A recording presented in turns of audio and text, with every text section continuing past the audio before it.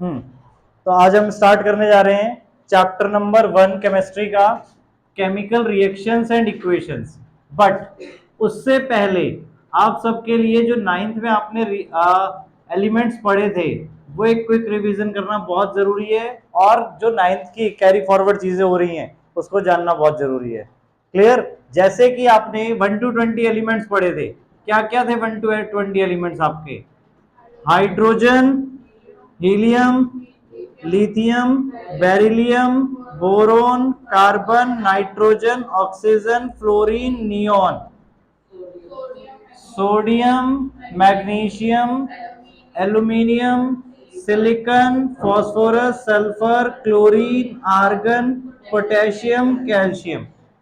ये सारे सिंबल्स मैंने लिख लिए, आप अपने नेमिंग भी साइड में लिख सकते हो उसके अकॉर्डिंग। ठीक है? नाउ अब मोस्ट इंपॉर्टेंट चीज थी इलेक्ट्रॉनिक कन्फिग्रेशन, क्योंकि उसी के हेल्प से हमें क्या पता चलेगा, इनकी वैलेंसीज के बारे में।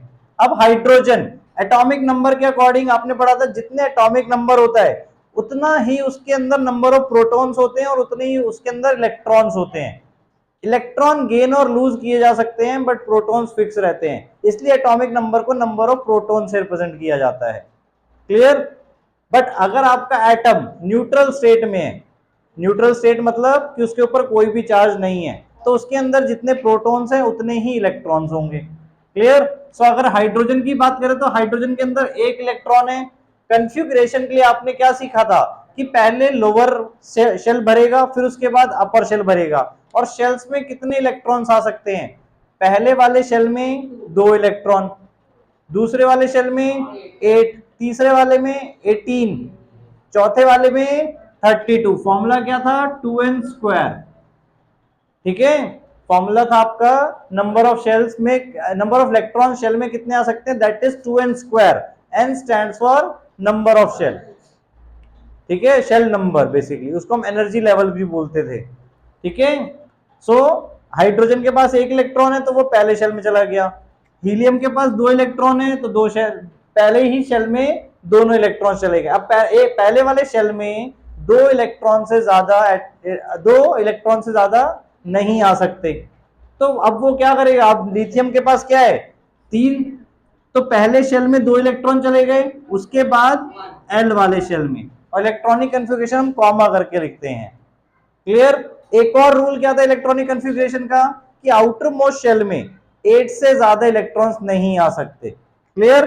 तो 2 1, 2 2, 2 3, 2 4, 2 5, 2 6, 2 7, 2 8। क्लियर? अब देखो 2 8, दूसरे शेल में हमने बोला था 8 इलेक्ट्रॉन्स आ सकते हैं, तो अब क्या होगा? अब तीसरा शेल भरना स्टार्ट होगा यहां पे 2, 8, 1। सिमिलरली मैग्नीशियम में 2, 8, 2। क्लियर? अब सपोज हमें बीच में से बताना है, जैसे सल्फर का एटॉमिक नंबर 16 है। क्लियर? अगर आपको एटॉमिक नंबर पता है, उससे कन्फिग्रेशन कैसे बना सकते हो कि पहले शेल में 2 इलेक्ट्रॉन आए, दूसरे शेल में 8 आए, अभी कितने इलेक्ट्रॉन्स हो चुके हैं? 10। कितने रिमेनिंग बचे? तो तीसरे वाले शेल में 6 इलेक्ट्रॉन आ जाएंगे। आया समझ में? ये नहीं कि आपको किसी का इलेक्ट्रॉनिक कन्फिग्रेशन बनाना है तो पूरा टेबल बनाना पड़ेगा, नहीं। आपको जस्ट उसका एटॉमिक नंबर ध्यान से याद होना चाहिए। एटॉमिक नंबर के बेसिस पे आप कन्फिग्रेशन बना सकते हो। नाउ वैलेंसी पे भी आते हैं, पहले ये सारा बना देते हैं 288। अब 288 के बाद क्या होगा? 289 होगा? नहीं, 2881, क्योंकि यहां पे हमारा दूसरा रूल क्या कहता है कि आउटर मोस्ट में 8 इलेक्ट्रॉन से ज्यादा नहीं आ सकते। क्लियर? अगर ये आउटर मोस्ट शेल नहीं होता तो इसमें 8 से ज्यादा आ सकते थे। क्लियर? बट अगर हम इसको 9 कर देंगे तो हमारा रूल डिसवैलिड हो गया कि आउटर मोस्ट में 9 लिख दिया हमने। क्लियर? तो 2882 ऐसे ही 20 वाले का, कैल्शियम का। क्लियर हो गई? कन्फिग्रेशन सबको बनानी। 20 के बाद कन्फिग्रेशन चेंज हो जाती है जो आप 11th ऑनवर्ड पढ़ोगे। क्लियर? एसपीडीएफ ब्लॉक्स में हम अलग अलग डिवाइड कर देते हैं। यहां तक कन्फिग्रेशन क्लियर? नाउ वैलेंसी निकालनी है अगर हमें, तो वैलेंसी हम कैसे निकाल सकते हैं? अब यहां पर भी अगर हम बात करें अलग से वैलेंसी, ये एनशेल इसमें है ही नहीं था, ठीक है ना? वैलेंसी, तो वैलेंसी कैसे? वैलेंसी के लिए 2 चीजें ध्यान रखनी। तो वैलेंस इलेक्ट्रॉन्स, वैलेंस इलेक्ट्रॉन्स क्या होते हैं? जो आउटर मोस्ट में इलेक्ट्रॉन होते हैं, आउटर मोस्ट शेल में जो इलेक्ट्रॉन्स होते हैं उनको हम वैलेंस इलेक्ट्रॉन्स बोलते हैं। क्लियर? वैलेंसी मतलब अब कितने इलेक्ट्रॉन्स उसे और चाहिए अपना शेल भरने के लिए कंप्लीटली। अब कंप्लीटली भरना मतलब 8 इलेक्ट्रॉन आ सकते हैं आउटर मोस्ट में, तो कितने और इलेक्ट्रॉन्स उसे चाहिए 8 पूरे करने के लिए या फिर उस शेल को खत्म करने के लिए। क्लियर? अब इसके पास आउटर मोस्ट में कितने हैं? 1 इलेक्ट्रॉन है। अब के शेल में कितने इलेक्ट्रॉन्स आ सकते हैं? 2। तो इसे या तो 1 इलेक्ट्रॉन और चाहिए या 1 इलेक्ट्रॉन ये निकाल दे, दोनों ही केस में से 1 इलेक्ट्रॉन को मूव करना पड़ेगा। क्लियर? तो वैलेंसी क्या होगी इसकी? 1। हीलियम की 2। अब इसके पास आउटर मोस्ट में के शेल है, के शेल में फुलफिल्ड है, 2 इलेक्ट्रॉन ही आ सकते, उससे ज्यादा इलेक्ट्रॉन्स नहीं आ सकते, तो इसकी वैलेंसी क्या हो गई? 0। क्यों? क्योंकि ये फुलफिल्ड है, इसे पहले से ही भरा हुआ है, और ज्यादा ना तो लेने की जरूरत है ना ही देने की जरूरत है। क्लियर हुआ? हमें वैलेंसी किन की निकालनी है? जो अनस्टेबल है। अनस्टेबल कौन है? जिनके आउटर मोस्ट शेल फुलफिल्ड नहीं है, वो अनस्टेबल है। क्लियर हुआ? वो इलेक्ट्रॉन्स गेन और लूज करते हैं on the basis of to complete its octet. Octet, octet means 8 electrons. Helium and hydrogen अलग केस हो गए, बाकी सब में ऑक्टेट कंप्लीट करते हैं। अब लिथियम में भी 1 2 3 4 और 3। अब यहां पे 3 क्यों आया? क्योंकि अब यहां पे 5 है। अब या तो ये 5 लूज करेगा या 3 गेन कर ले अपना ऑक्टेट पूरा करने के लिए, तो इसलिए यहां पर वैलेंसी 3 हो गई। जो शॉर्टर साइड होगी, जिसमें कम इलेक्ट्रॉन्स इन्वॉल्व होंगे, वो वाला कंडीशन आपका अप्लाई होगा। ऑक्सीजन में 2, फ्लोरीन 1, नियोन अगेन 0 क्योंकि इसके पास completely filled outer most shell है। इसी तरह इनकी निकालेंगे तो सोडियम की 1, magnesium 2, aluminium 3, silicon 4, phosphorus 3। But आपने इवन पढ़ा हो फास्फोरस की 2 वैलेंसीज वैलिड की जाती है, 3 और 5 भी। क्लियर? ये एक्सेप्शन है, जनरली हमें वैसे 3 लेनी चाहिए बट एक्सेप्शंस है। केमिस्ट्री आपकी फुल ऑफ एक्सेप्शंस है, ठीक है? क्योंकि केमिस्ट्री कुछ भी केमिकल्स, क्लियर, देखो हम उसे पढ़ रहे हैं, हम अपने आप से नहीं बना सकते हैं। क्लियर? जो चीजें हमें वहां ऑब्जर्व हो रही है वो हम यहां पर ला रहे हैं। 2 1 0 1 2। क्लियर हो गया? तो इस टाइप से आपकी वैलेंसीज हो गई इन सब की। तो आपको अगर सपोज कोई भी एटॉमिक नंबर दे दिया जाए, सपोज आपको एटॉमिक नंबर दिया जा रहा है 12, अब इसकी वैलेंसी पूछी है, तो आप क्या करोगे? इसकी कन्फिगुरेशन बनाओगे 282। Now valency is 2। आया समझ में? तो एक तो ये तरीका आपका वैलेंसी निकालने का। दूसरा तरीका, आपको याद रखनी पड़ेगी इन सब की वैलेंसीज। अब 20 के आगे एलिमेंट क्या उनकी वैलेंसी यूज नहीं होंगी? होंगी। लाइक बेरियम है, आयरन है, कॉपर है, गोल्ड है, सिल्वर है, ठीक है, इनकी वैलेंसी भी यूज होंगी। इवन आपने last year poly atomic ions पढ़े थे। क्या होते हैं poly atomic ions? Group of atoms carrying a charge is known as poly atomic ions. तो वो भी आपको यूज करने हैं, तो उनकी वैलेंसीज भी आपको याद रखनी पड़ेगी। फॉर एग्जांपल हाइड्रोक्साइड आपका एक पॉली एटॉमिक आयन है, OH नेगेटिव हम यूज करते थे, तो नेगेटिव का मतलब था उसकी वैलेंसी -1 है। माइनस का मतलब क्या? देखो कटायन और अनायन आपने पढ़े थे, माइनस का मतलब अनायन है ये। क्लियर? एक माइनस और एक पॉजिटिव मिलके कंपाउंड आपका फॉर्म करता है, आयोनिक कंपाउंड्स कहते हैं उन्हें, आयंस की फॉर्म में। क्लियर? उसके बारे में डिटेल में पढ़ेंगे चैप्टर्स में। ये क्लियर हुआ? जो 9th से आपको बहुत इंपॉर्टेंटली कैरी करना है और हमेशा याद रखना है। वैलेंसी चार्ट भी मैं आपको सेंड कर दूंगा, ठीक है? उसमें सारे जितने भी क्लास 10th में यूज्ड एटम्स हैं उन सबकी वैलेंसी लिखी हुई है, इवन पॉलीएटॉमिक आयंस की भी। क्लियर? तो अभी तो ये ध्यान से नोट डाउन कर लो, बहुत जरूरी है ये। नाउ और क्या पढ़ा था आप लोगों ने क्लास 9th में? Chemical formula. अब केमिकल फॉर्मूला हम किसी भी कंपाउंड का कैसे बना सकते हैं? अब सपोज हम बात कर रहे हैं सोडियम क्लोराइड की, तो हमें क्या देखना है? सोडियम और क्लोरीन की वैलेंसी हमें पता होनी चाहिए, उस बेसिस पे हम इनका केमिकल फॉर्मूला बना सकते हैं। नाउ कैसे लिखते थे? सोडियम का सिंबल लिखा हमने, क्लोरीन का सिंबल या क्लोराइड का सिंबल बात वही है, क्लोराइड हम क्लोरीन के नेगेटिव आयन को बोलते हैं। क्लियर? सोडियम की वैलेंसी 1 +1 होती है। नॉर्मली हमें यहाँ पे नंबर्स में भी लिख सकते हैं वैलेंसीज, ठीक है, साइन की जरूरत नहीं है। क्लोरीन 1। अब क्या करते थे, क्रिस क्रॉस, यानी इन दोनों को, ठीक है, दोनों के अपोजिट एंड्स पे मल्टीप्लाई कर दिया। सो क्या फॉर्मूला बन गया आपका, NaCl, यानी Na1Cl1 लिखे तो उसका मतलब सिंपली NaCl ही है। क्लियर? जैसे आपने इवन मैथ्स में पढ़ा हुआ है, कभी अगर वेरिएबल का कोफिशिएंट 1 है या पावर 1 है तो हम नहीं लिखते हैं। क्लियर? x⁻1 नहीं लिखते हैं, बट x⁻2 हो तो वो लिखना पड़ता है। क्लियर? तो बाय कन्वेंशन हमारा 1 नंबर रहता ही रहता है। ऐसे ही अगर सपोज हमें मैग्नीशियम ऑक्साइड बनाना है, क्लियर, क्या बनाना है, मैग्नीशियम ऑक्साइड, तब हम क्या करेंगे, मैग्नीशियम रखा हमने, मैग्नीशियम का सिंबल आप सबको पता है Mg, ऑक्साइड का O, मैग्नीशियम की वैलेंसी 2, ऑक्सीजन की वैलेंसी 2। अभी जो आपको पहले करवाया था उसमें आप देख सकते हो प्रॉपरली, और यही इसलिए कह रहा हूं, देखो याद रखोगे, वहां पे आपको चार्ट नहीं मिलने वाला, वहां आपको सारी वैलेंसीज याद रखनी होगी। अगेन क्रॉस मल्टीप्लाई करवा दिए इनको, सो क्या फॉर्मूला बन गया, देखो Mg2O2। अब दोनों अगर सेम है या सेम मल्टीपल में आते हैं तो हम इन्हें कैंसिल आउट कर सकते हैं। सो ये 1 1 हो गया, तो फाइनली फॉर्मूला आपका क्या बनेगा, MgO। आई ये चीज समझ में?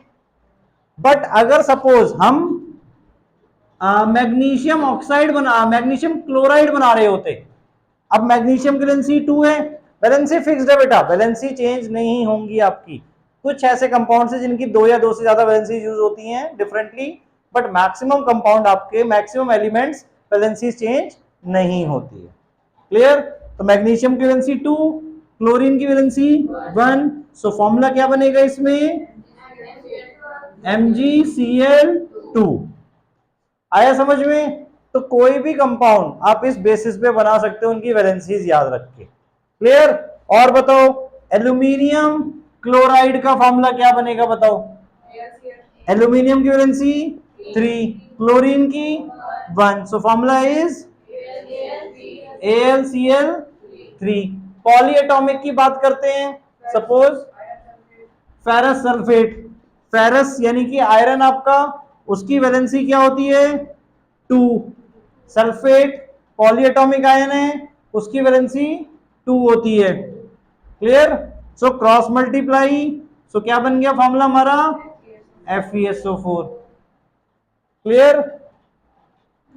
नाउ कुछ ऐसा लेते हैं जिसमें पूरा होल 2 आ जाए, मैग्नीशियम हाइड्रोक्साइड, मैग्नीशियम की वैलेंसी 2, हाइड्रोक्साइड बताया था अभी थोड़ी देर पहले, हाइड्रोक्साइड की वैलेंसी 1। नाउ क्रॉस मल्टीप्लाई किया तो अब यहां पर देखो Mg के ऊपर तो 1 आ गया, अब OH के ऊपर 2 जा रहा है, और OH क्या आपका पॉली एटॉमिक है, तो अगर पॉली एटॉमिक आयन है तो हमें इसमें होल करना है बेटा। क्या करना है, whole twice, MgOH whole twice हो गया आपका। क्लियर हुआ ये पॉइंट? अगर आपका नॉर्मल एटम होता है, सिंगल एटम, तो वहां पे होल ट्वाइस नहीं लिखना है। पॉली एटॉमिक के ऊपर अगर 2 3 आ रहा है तो वो आपको होल में करके लिखना है। क्लियर? क्योंकि ये होल 2 मतलब क्या है कि दोनों डबल हो गए, ऑक्सीजन भी हाइड्रोजन भी। क्लियर? इसी तरह और एग्जांपल बताओ, एल्यूमिनियम सल्फेट ले रहे हैं हम, एल्यूमिनियम सल्फेट, एल्यूमिनियम की वैलेंसी आपको पता है क्या होती है, 3, सल्फेट की 2, तो क्रॉस मल्टीप्लाई किया तो क्या बनेगा, Al2SO4 थ्राइस, क्योंकि SO4 अगेन क्या है आपका, पॉली एटॉमिक है। क्लियर? बट ये चीज हमने AlCl3 में नहीं की थी, क्योंकि Cl वहां पे क्या था, सिंगल एटम था। क्लियर? वहां पे पॉली एटॉमिक हो गया, इसलिए होल थ्राइस कर रहे हैं। पॉइंट क्लियर हुआ कि कहां पे ब्रैकेट बनाने की भी जरूरत होगी और कहां पे नहीं होगी। क्लियर? नोट कर लो ये सारे। केमिकल रिएक्शंस एंड इक्वेशन, अब आपका जो फर्स्ट चैप्टर है that is chemical reactions and equations. So chemical change, सबसे पहले आपने लास्ट ईयर पढ़ा था फिजिकल चेंज और केमिकल चेंज। केमिकल चेंज का मतलब क्या होता है, जब कोई नया सब्सटेंस आपका फॉर्म हो जाता है, यानी आपने दो चीजें मिक्स की, उससे एक नया सब्सटेंस फॉर्म हो गया, तब हम बोलते हैं केमिकल चेंज। अब केमिकल चेंज को कैरेक्टराइज कैसे कर सकते हो आप, कि हमें कैसे पता चलेगी केमिकल चेंज हुआ है? तो उसके लिए फर्स्ट पॉइंट क्या आपका, evolution of a gas. Clear, कोई ना कोई गैस इवॉल्व हो रही है वहां पे, या change in colour, change in colour, change in state and change in temperature. State change होना, टेम्परेचर चेंज होना। क्लियर, तो इन चारों में से कोई भी एक चीज हो जाए या एक से ज्यादा चीजें हो जाए, तब हम बोलेंगे वहां पे केमिकल चेंज आपका हुआ है। क्लियर, कलर चेंज हो जाए, कोई नया कलर फॉर्म हो जाए वहां पे रिएक्शन में, जैसे आपने अगर कॉपर सल्फेट वाली रिएक्शन की हो, कॉपर सल्फेट में अगर हम आयरन नेल डाल देते हैं, क्लियर, कॉपर सल्फेट का ब्लू कलर होता है, उसमें जब हम आयरन नेल डाल देते हैं तो वहां पे वो ब्लू कलर क्या हो जाता है, किसमें कन्वर्ट हो जाता है, रेडिश ब्राउन। तो आपका आयरन नेल का कलर हो जाता है, जो कि कॉपर का कलर होता है, कॉपर आयरन के ऊपर चढ़ जाता है, तो रेडिश ब्राउन आपका आयरन नेल हो जाता है, और सॉल्यूशन का कलर फेड हो जाता है। ठीक है, धीरे धीरे फेड हो जाता है आपका कलर, जो भी कॉपर सल्फेट का कलर होता है। क्लियर, तो ऐसे ही आपको colour change, evolution of gas, किसी चीज को हम बर्न करते हैं तो गैसेस इवॉल्व होती हैं। क्लियर, तो वो हो गया evolution of gas. Change in state, state change, अब जैसे आपको पता है हाइड्रोजन और ऑक्सीजन दोनों क्या हैं, गैसेज हैं। हाइड्रोजन और ऑक्सीजन दोनों क्या हैं, गैसेज हैं। बट आपका उन दोनों को रिएक्ट करने पर एक कंपाउंड फॉर्म हो गया जो आपके लिए फेमिलियर है, that is H2O, water. Water किस स्टेट में होता है, लिक्विड, तो स्टेट चेंज हो गई दोनों की मिला के। Clear, change in temperature, heat evolve होती है, तो आपका जैसे NaOH आपका है, सोडियम हाइड्रोक्साइड, सुना है आपने, सोडियम हाइड्रोक्साइड के पैलेट्स होते हैं, छोटी छोटी सी गोलियां होती हैं, उसको डाल दो, पानी डिजोल्व कर दो उसमें, तो आप देखोगे वहां पे वो धीरे धीरे हॉट अप हो जाएगा बीकर आपका।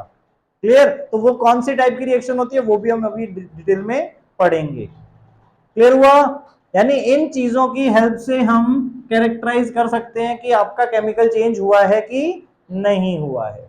पेपर बर्न करना जैसे केमिकल चेंज है या फिजिकल चेंज है, केमिकल चेंज है, क्योंकि आपका वो राख बन गया। क्लियर, अब वापस उससे आप क्या पेपर बना सकते हो, नहीं।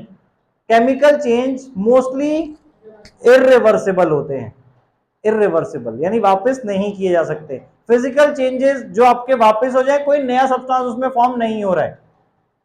क्लियर, मैग्नीशियम रिबन का भी आपको एक एक्टिविटी दी हुई है कि मैग्नीशियम रिबन को जब हम बर्न करते हैं तो मैग्नीशियम ऑक्साइड बन जाता है आपका। क्लियर, अब केमिकल चेंज को हमें अगर शो करना है तो शो करने के लिए हम केमिकल रिएक्शन दिखाते हैं कि कौन रिएक्ट हुआ है। ठीक है, रिएक्टेंट्स कौन है आपके, जो लेफ्ट हैंड साइड है दे आर रिएक्टेंट्स, और जो राइट हैंड साइड बन रहा है रिएक्शन के with an arrow mark, arrow हम किस लिए लगा रहे हैं, देखो कि ये दोनों आपस में मिले और फाइनली ये फॉर्म हो गया, तो ये क्या हो गया आपका, प्रोडक्ट्स। क्लियर, तो रिएक्टेंट्स मिलके प्रोडक्ट फॉर्म करते हैं आपका। क्लियर हुआ, तो ये जिस वे में हम दिखाते हैं उसको केमिकल रिएक्शन बोलते हैं।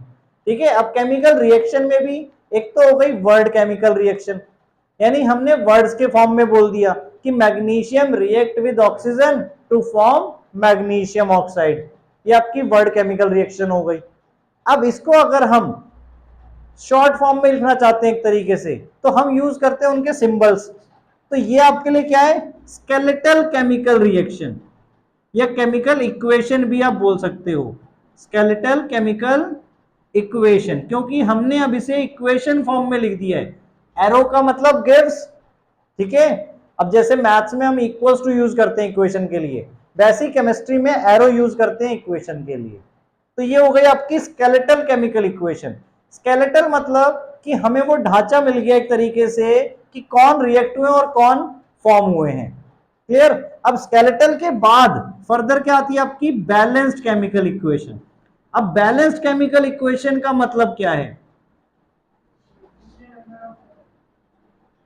अब जितने नंबर ऑफ एटम्स आपके राइट हैंड साइड है, सॉरी लेफ्ट हैंड साइड है, उतने ही number of atoms right hand side होने चाहिए, तब हम रिएक्शन को क्या बोलेंगे, बैलेंस्ड केमिकल इक्वेशन। क्लियर? और ऐसा करना क्यों जरूरी है? According to law of conservation of mass. Last year आपने पढ़ा था law of conservation of mass, क्या था? in a chemical reaction mass can neither be created nor be destroyed in a chemical reaction। Clear?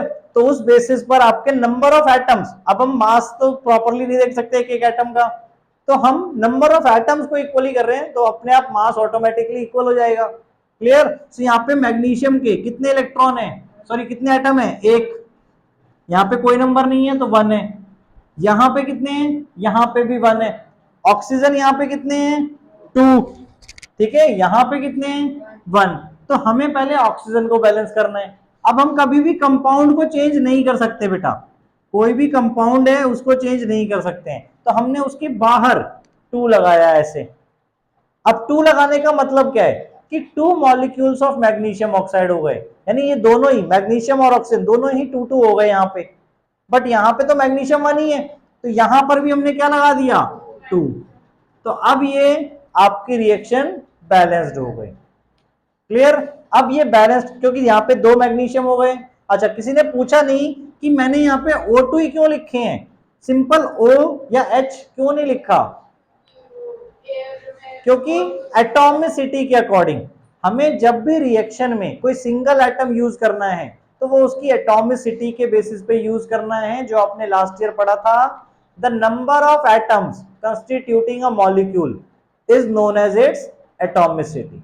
कितने number of molecules use number of atoms use होते हैं एक molecule बनाने के लिए, और मॉलिक्यूल क्या था आपका? जो इंडिपेंडेंटली एग्जिस्ट कर सकता है। अब जैसे एयर में हम बात करें, ऑक्सीजन है बट वो किस फॉर्म में है? O2 की फॉर्म में। ऑक्सीजन गैस है, सिर्फ ऑक्सीजन एटम नहीं घूम रहा है। क्लियर? क्योंकि ऑक्सीजन एटम इंडिपेंडेंटली एग्जिस्ट नहीं कर सकता।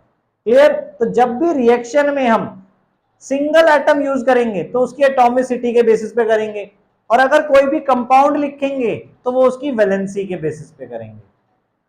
क्लियर हुआ दोनों पॉइंट?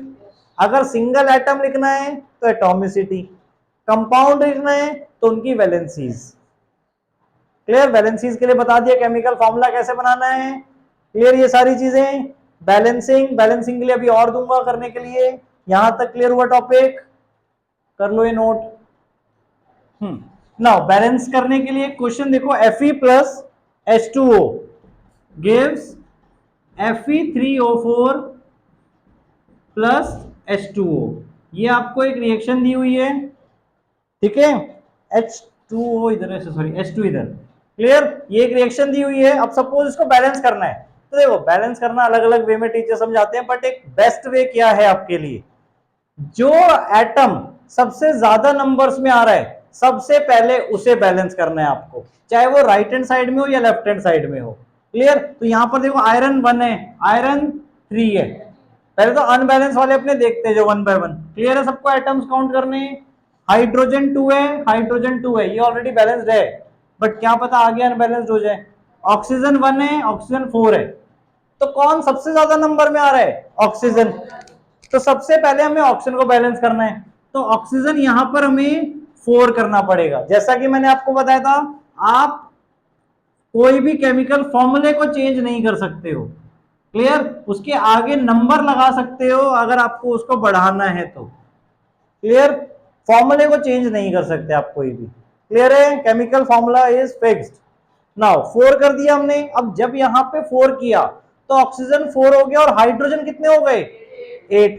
अब हाइड्रोजन वहां कितने थे? 2। तो वहां पे 8 करने के लिए क्या करना पड़ेगा?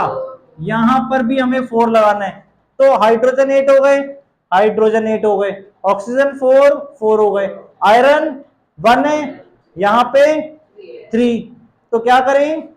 यहां पे 3 लगा दें, तो फाइनल इक्वेशन हमारी बन गई 3Fe plus 4H2O gives Fe3O4 plus 4H2। ये जब आप कर रहे होगे तो एक चीज ध्यान रखना, सबसे पहले पेंसिल से करना इसको। क्लियर? क्योंकि कई बार नंबर चेंज भी हो सकते हैं कहीं पर आए हुए, तो पेंसिल से करोगे, इरेज करके आप अपना नया नंबर लिख सकते हो जो आ रहा है, और फिर लास्ट में फाइनल एक रिएक्शन अपनी वहां पे लिख के दिखा दो कि it is a balanced chemical equation. Clear हुआ? Balancing. Each and every atom आपका बैलेंस होना चाहिए, तब आपकी वो बैलेंस केमिकल इक्वेशन बनेगी। क्लियर? नाउ चलो अब कुछ क्वेश्चन आंसर्स देख लेते हैं पेज नंबर 5 पे जो है, पेज नंबर 6 पे। Question 1, why should magnesium ribbon should be clean before burning in air. हमने एक एक्टिविटी आपने देखा होगा 1 पर है, पेज नंबर 1 पे, दैट इज कि जब मैग्नीशियम रिबन को बर्न करते हैं तो इसमें से ब्लैक ऐश हमारा ऑब्टेन्ड होता है, और वो ब्लैक ऐश आपका मैग्नीशियम ऑक्साइड होता है। क्लियर? तो हमें यहाँ पे पूछा जा रहा है कि हमें पहले मैग्नीशियम रिबन को क्लीन करने की जरूरत क्यों है? Because of magnesium carbonate layer, because of magnesium carbonate layer on the magnesium ribbon. ठीक है, सो हमें वो रिमूव करनी है, या because to remove magnesium carbonate layer on the magnesium ribbon. ठीक है, so we rub with the sand paper, so we rub magnesium ribbon with the sand paper before burning.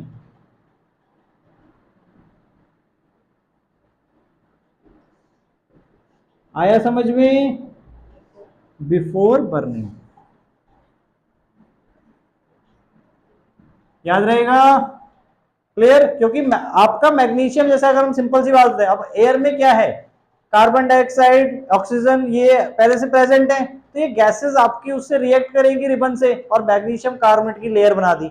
अब अगर आपको प्योर मैग्नीशियम बंट करना है तो पहले उस लेयर को रिमूव करना पड़ेगा, उस लेयर को रिमूव करोगे सैंड पेपर से, फिर आप मैग्नीशियम रिबन को प्रॉपरली बंट कर सकते हो। क्लियर? नाउ क्वेश्चन 2 बेटा, क्वेश्चन 2 में आपको यहां पे अब देखो वर्ड पे दिया हुआ है, right the balanced chemical equation for the chemical reaction. Hydrogen plus chlorine gives hydrogen chloride, तो हाइड्रोजन को हम क्या लिखेंगे? H2, क्लोरीन को गिव्स HCl, हाइड्रोजन क्लोराइड, दोनों की वैलेंसी 1 होती है, तो फॉर्मूला आपका HCl बन गया। अब बैलेंस करना है तो यहां पे हाइड्रोजन 2 है, तो यहां पे हम 2 लगा देंगे क्योंकि यहां पे 1 है हाइड्रोजन आपका। क्लियर? क्लोरीन भी ऑटोमेटिकली 2 हो गया। आया समझ में? First part. Similarly second part और थर्ड पार्ट हो जाएगा आपका बेरियम क्लोराइड, बेरियम की वैलेंसी 2 होती है तो BaCl2 बनेगा। एल्यूमिनियम की वैलेंसी 3, एल्यूमिनियम सल्फेट हमने इवन बनाया भी था पहले। Clear? Aluminium chloride, barium sulphate, सारे फॉर्मुलेज आपको ध्यान से बनाने हैं, फिर आपको बैलेंस करना है। तो ये होमवर्क ऐसा, ठीक है, अपने आप करना है, अगर नहीं आएगा तो फर्दर में डाउट्स क्लियर कर दूंगा नेक्स्ट क्लास में। Third part sodium plus water, ठीक है, सोडियम Na, जितने भी आपके मेटल्स है वो सिंगल एग्जिस्ट करते हैं, मोनो एटॉमिक होते हैं। Clear? Water H2O, sodium hydroxide NaOH and hydrogen H2। Clear? अगर आपने वैलेंसीज ध्यान से स्टार्टिंग में पढ़ ली हैं तो आप इजीली अपनी रिएक्शंस बना सकते हो और फिर बैलेंसिंग कर सकते हो। क्लियर? नाउ टेबल बना के नहीं करना है, डायरेक्ट करना है आपको। क्लियर? टेबल वो जस्ट फॉर रेफरेंस है कि आप कैसे कर सकते हो स्टेप बाय स्टेप, ठीक है, बट आप डायरेक्टली भी कर सकते हो। ठीक है, हाँ, एग्जाम में डायरेक्ट करना है आपको। नाउ क्वेश्चन नंबर 3 बेटा, अब यहां पर देखो हमें बोला है right a balanced chemical equation with state symbol. State symbols का मतलब कि सॉलिड है, लिक्विड है, या गैस है, या एक्वस है। सॉलिड, लिक्विड, गैस तो आपको पता है। एक्वस का मतलब क्या है? जो सॉल्यूशंस हम वाटर में प्रिपेयर करते हैं, जैसे सॉल्ट्स आपको पता है जनरली सॉलिड होते हैं, तो उन सॉल्ट को हम अगर वाटर में डिसॉल्व करके सॉल्यूशन बना रहे हैं फॉर रिएक्शन पर्पस, तो उन सॉल्यूशन को हम एक्वस सॉल्यूशन बोलेंगे। तो उनके आगे हम AQ यूज करते हैं सिंबल में। ठीक है, अब यहाँ पे एक रिएक्शन देखो, पहली वाली बताता हूं मैं, चलो देखो, सॉल्यूशन ऑफ बेरियम क्लोराइड, तो बेरियम क्लोराइड का फॉर्मूला BaCl2, एक्वस लिख दिया हमने। क्लियर? प्लस इसको किसके साथ किया? And sodium sulphate in water, तो प्लस सोडियम सल्फेट का फॉर्मूला Na2SO4। वैलेंसीज आपको प्रॉपरली पता है, उसके अकॉर्डिंग बना के देख सकते हो। ठीक है, बेरियम क्लोराइड प्लस Na2SO4 ये हो गया। इन वाटर विद क्या फॉर्म कर रहे हैं अब ये, बेरियम सल्फेट और सोडियम क्लोराइड। बेरियम सल्फेट, तो बेरियम सल्फेट का फॉर्मूला BaSO4 बन जाएगा क्योंकि दोनों की वैलेंसी 2 होती है, प्लस सोडियम क्लोराइड NaCl, दोनों की वैलेंसी 1। क्लियर? तो ये रिएक्शन हो गई और दो सब में ही आपका AQ आ जाएगा बेटा, एक्वस सॉल्यूशन है, सारे ही इवन आपके एक्वस सॉल्यूशन है, वाटर में सॉल्यूबल आपको मिलेंगे। अच्छा, इनसॉल्यूबल, आपका बेरियम सल्फेट इनसॉल्यूबल है तो इसके आगे हम S लिखेंगे बेटा। क्लियर? इनसॉल्यूबल मतलब कि वाटर में सॉल्यूबल नहीं हो रहा है, तो किस फॉर्म में रहेगा, सॉलिड फॉर्म में। क्लियर? आगे समझ में? नाउ अब बैलेंस करना है हमें, तो यहाँ पे बेरियम 1 है, यहाँ पे बेरियम 1 है। क्लियर? क्लोरीन यहाँ पे 2 है, यहाँ पे 1 है, तो यहाँ पे 2 आ जाएगा। सोडियम अपने आप बैलेंस हो गया, देखो 2। सल्फेट SO4 है। ईच एंड एवरी एलिमेंट को ध्यान से देखना है आपको, वो आपको नंबर्स में मिल जाएगा अपने आप। क्लियर? एक दो ही चेंजेस करनी होती हैं, बाकी अपने आप बैलेंस होते हुए चले जाते हैं। क्लियर? बट बैलेंस करने से पहले आपके कंपाउंड सही होने चाहिए, क्योंकि अगर आपने फॉर्मूला ही गलत लिख लिया है तो बैलेंस ऑटोमेटिकली गलत हो जाएगी।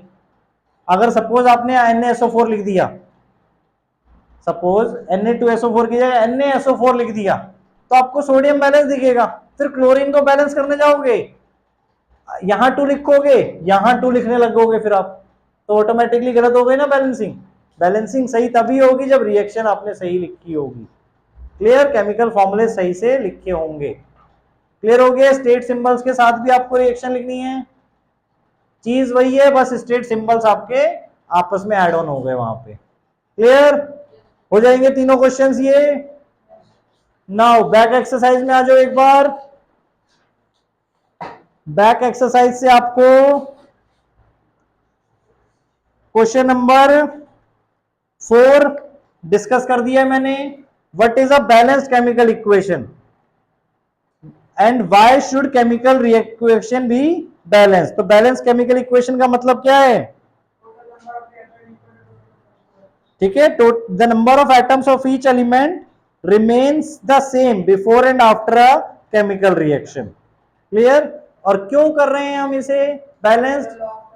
According to law of conservation of mass, mass can neither be created nor be destroyed in a chemical reaction. So हमें कोई भी रिएक्शन हो हमेशा बैलेंस फॉर्म में ही देनी है, चाहे वहां से इवोल्यूशन ऑफ गैस भी हो रही है तो वो भी उसको बैलेंस करके ही हो रही है। क्लियर? कोई भी एक्स्ट्रा प्रोडक्ट या एक्स्ट्रा रिएक्टेंट वहां पे नहीं है। क्लियर? ना ही मास क्रिएट हो रहा है ना ही डिस्ट्रॉय हो रहा है। क्लियर? क्वेश्चन 4। क्वेश्चन 5 में अगेन जो भी हमने किया वही आपको करना है। Translate the following statement into chemical equation and then balance them. Question 6 में बैलेंस अगेन। ठीक है, अब यहां पे देखो रिएक्टेंट्स आपको मतलब स्केलेटल फॉर्म में दिया हुआ है। क्लियर? तो आपको यहाँ पे बैलेंसेस की जरूरत नहीं, यहाँ पे सिर्फ आपको बैलेंस करना है। Question 7, right the balanced chemical equation for the following reaction. Back exercise के क्वेश्चन डिस्कस कर रहा हूं मैं ये सारे, 4th 5th 6th 7th। ठीक है, सो होमवर्क क्या है आपका? In text questions on page number 6 हमने डिस्कस कर लिए हैं, एंड बैक एक्सरसाइज क्वेश्चन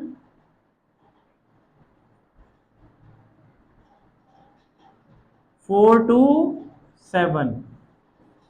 ठीक है, 4 5 6 7 ये चारों क्वेश्चंस आपको करने हैं। क्लियर? आज की क्लास यहीं तक।